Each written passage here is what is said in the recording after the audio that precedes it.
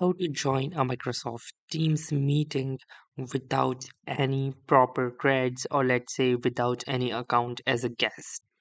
So hey guys, welcome to this tutorial. In this tutorial I'll be guiding you to the exact steps on how you can join any Microsoft Teams meeting as a guest. So this means that you do not require to have any Microsoft account in order to join that particular Teams meeting. So in order to demonstrate, the first thing that I'm going to do is create a team meeting and share the link with myself.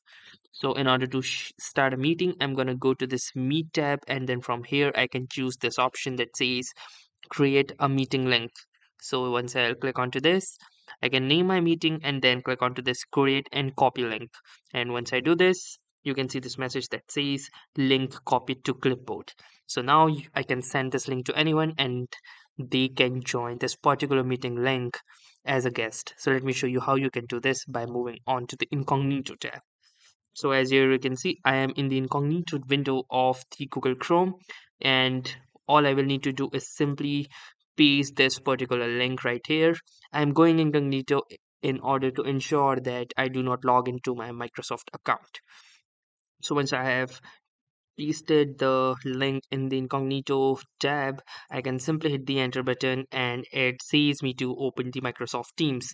But if I will do, it will log me in with my credentials of the Microsoft account. So what I'm going to do is instead click onto this cancel option, and then from here I'm going to click onto this continue on this browser. And once I choose this, you can see that the Teams has started to load and it will let me in a few moments. Just wait for the same.